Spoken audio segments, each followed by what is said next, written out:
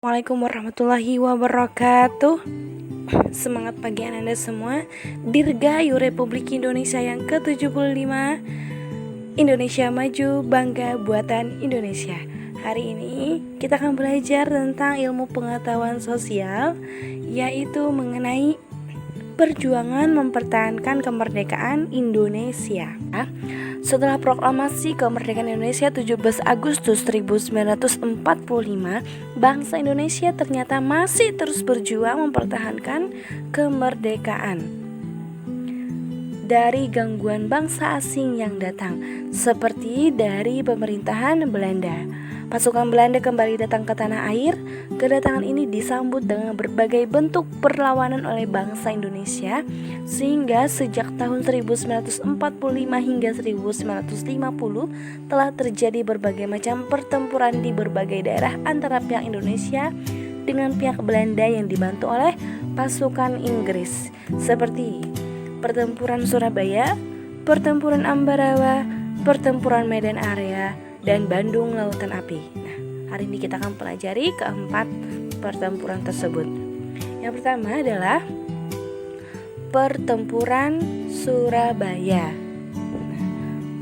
Pada tanggal 25 Oktober hingga 30 Oktober 1945, tentara sekutu yang dipimpin oleh Brigadir Jenderal Malabi datang ke Indonesia di kota Surabaya.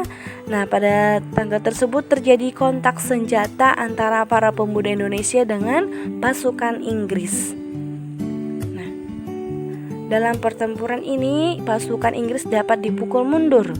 Bahkan puncak dari pertempuran tersebut adalah terbunuhnya pemimpin pasukan Inggris, yaitu Brigadir Jenderal Malabi.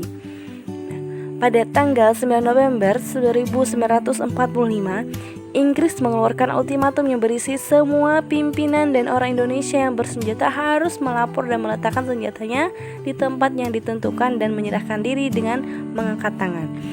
Aspirasi perlawanan terhadap sekutu dikumandangkan oleh Bung Tomo menggunakan radio. Dia dengan berapi-api memberikan semangat kepada masyarakat untuk berjuang mempertahankan kemerdekaan bangsa Indonesia.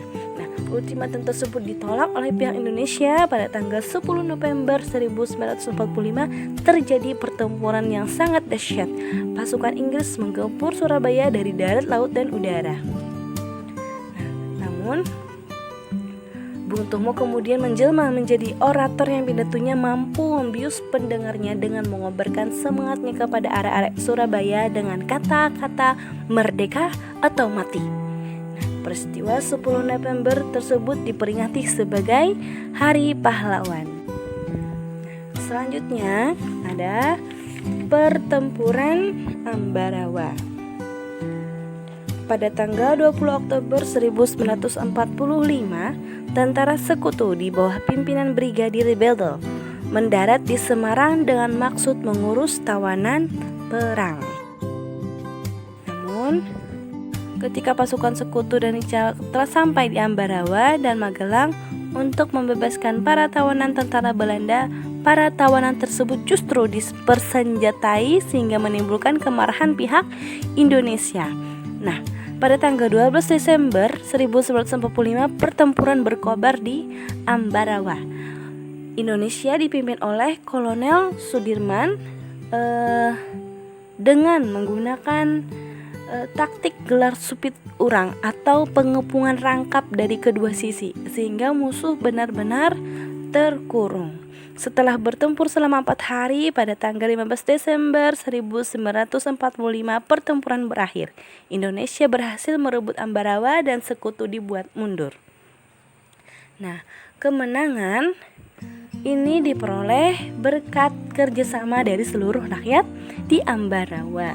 Kemenangan pertempuran ini kini diabadikan dengan didirikannya Monumen Palagan Ambarawa dan diperingati sebagai hari jadi Tentara Nasional Indonesia Angkatan Darat atau Hari Juang Kartika. Nah, selanjutnya yaitu Medan Area. Pada tanggal 9 Oktober 1945 di bawah pimpinan Kelly, Pendaratan tentara sekutu Inggris diikuti oleh pasukan sekutu mendarat di Medan. Tanggal 13 Oktober 1945, insiden Hotel Bali Medan ini terjadi karena salah satu penghuni hotel menginjak-injak lencana merah putih. Nah, tanggal 18 Oktober 1945, sekutu mengultimatum para warga dan pemuda di kota Medan agar menyerahkan senjata kepada pihak sekutu.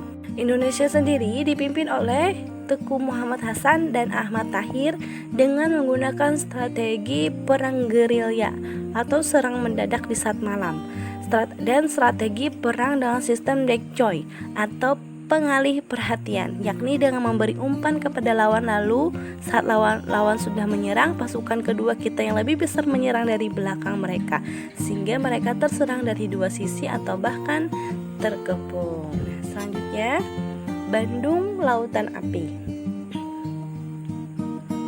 Peristiwa Bandung Lautan Api itu bermula ketika Belanda dan sekutu datang ke Bandung tanggal 12 Oktober 1945. Mereka ingin merebut kembali wilayah-wilayah Indonesia dengan cara melucuti senjata tentara keamanan rakyat, laskar-laskar pejuang, tentara Jepang, dan membebaskan tawanan Eropa Belanda. Sekutu dipimpin oleh McDonald kembali melayangkan ultimatum kedua dan merupakan peringatan final kepada Gubernur Jawa Barat. Ultimatum itu menuntut pengosongan Bandung Selatan seluruhnya maksimal tanggal 24 Maret pukul 24.00. Akhirnya, pejuang dan rakyat mengambil keputusan untuk membakar rumah mereka. Beberapa tokoh pertempuran Bandung Lautan Api, diantaranya Kolonel Abdul Haris Nasution yang bertanggung jawab akan nasib rakyat serta anak buahnya. Ia terlibat pada musyawarah yang dilakukan untuk pengambilan keputusan yang mengarah kepada peristiwa Bandung Lautan Api. Ada juga Muhammad Toha, ia adalah tokoh pertempuran Bandung Lautan Api yang berasal dari BRI atau Barisan Rakyat Indonesia, salah satu komandan pejuang yang ditugaskan dalam misi untuk menghancurkan gudang senjata dan amunisi milik pasukan sekutu. Selanjutnya ada Mayor Kana, seorang komandan polisi militer Bandung. Ia adalah orang yang mencetuskan ide untuk membakar Bandung Selatan menjadi lautan api. Aji Bastaman. Istilah Bandung Lautan Api kemudian dikenal berkat sebuah artikel yang ditulis oleh Aji Bastaman, seorang wartawan muda yang menulis untuk koran Suara Merdeka.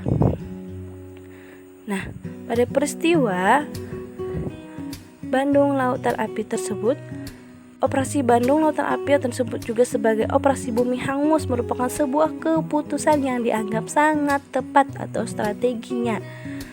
Karena selain untuk mencegah pasukan sekutu untuk menjadikan kota Bandung sebagai markas mereka dalam perang kemerdekaan Indonesia, milisi rakyat juga tidak sebanding dengan kekuatan pasukan sekutu. Anda semua tahu kan lagu Halo Halo Bandung? Itu adalah lagu yang diciptakan pasca peristiwa Bandung Lautan Api. Walaupun kita belum mengetahui siapa pencipta lagu tersebut sampai saat ini. Demikian perjuangan mempertahankan kemerdekaan Indonesia. Bangsa Indonesia terus mengedepankan pentingnya kerjasama serta persatuan dan kesatuan upaya mempertahankan kemerdekaan Indonesia. Semoga Anda bisa memahami dan dapat menangkap cerita sejarah dari negara kita Indonesia. Terima kasih. Wassalamualaikum warahmatullahi wabarakatuh.